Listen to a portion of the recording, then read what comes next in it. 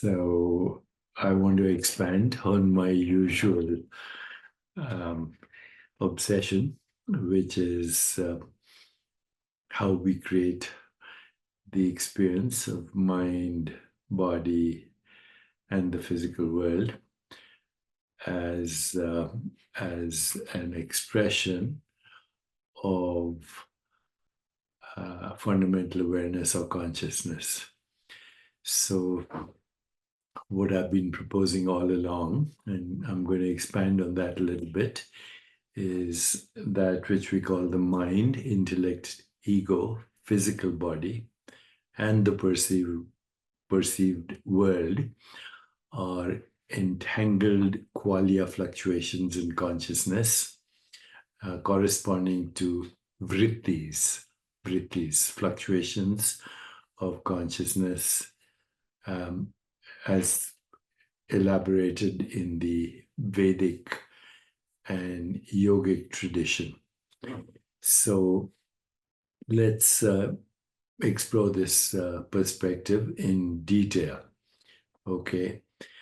What I'm suggesting is that what we perceive as the mind, the intellect, the ego, the physical body, and the world around us are essentially manifestations of fluctuations of consciousness.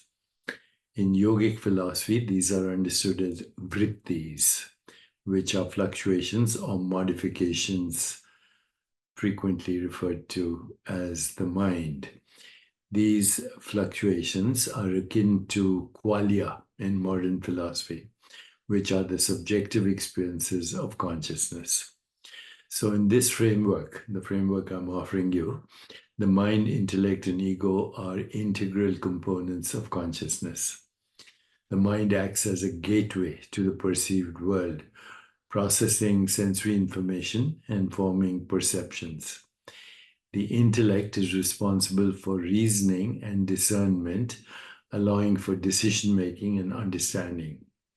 The ego is the aspect of consciousness that identifies with the provisional self, often leading to choices based on personal perceptions and social influences. The physical body and the perceived world are not separate from consciousness, but are entangled within it.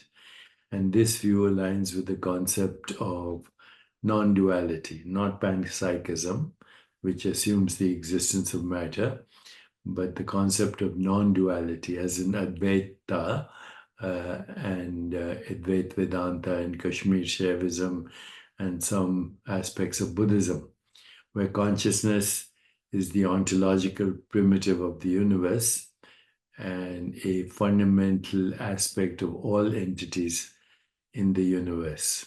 In fact, all entities in the universe are modifications or modulations of that fundamental reality. In this view, the world, the physical world, is our manifestation from the ground of being, and our experiences are deeply interconnected with it.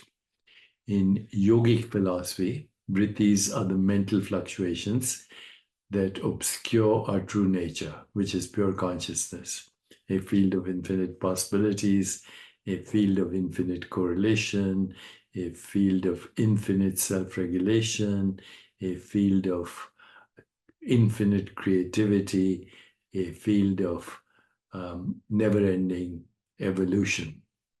So the practice of yoga, especially the 8 limbs of yoga, frequently referred to as Raj Yoga, and that practice aims to quieten these fluctuations, allowing us to experience unity consciousness, a state of enlightenment where one transcends the ego and experiences what we call the true self. This state is characterized by qualities such as infinite creativity, love, compassion, and joy, Satchitananda, Satyam, Shivam, Sundaram. Okay, Sat means eternal existence, Chit, pure awareness, Ananda, pure bliss. And then, Satyam, again, existence, Shivam, pure awareness, Sundaram, beauty. Beauty, love, and joy go together. This interpretation weaves together modern philosophical ideas about consciousness with traditional yogic concepts. And the emphasis here is that the mind, intellect, ego, and body are not separate entities, but entangled expressions of consciousness. So let's go a little deeper into Vritti. So Vritti is a Sanskrit term which means streams of consciousness. Also refers to movements of thought in yoga. Vrittis are very central to the definition of yoga, as stated in Sutra 12 of the Yoga Sutras of Patanjali. And if you're familiar with the teachings of Swami Vivekananda, he compared vrittis to waves and ripples in a lake covering the true self. So in yogic philosophy, vrittis are the fluctuations or modifications of consciousness that manifest as thoughts or mental activities. The term vritti is often translated as a whirlpool, indicating the swirling nature of thoughts that disturb the calmness of awareness of fundamental reality. These fluctuations are both the mechanics of manifestation, but also can be seen as obstacles on the path to achieving a state of samadhi, which is the cessation of these mental modifications. In Sanskrit, Yog Chit Vritti Nirod. That's how the teaching of yoga begins. So according to Patanjali's Yoga Sutras, there are 5 types of vrittis. Pramana, right knowledge. This involves correct perception and understanding derived from direct experience, inference, or reliable testimony.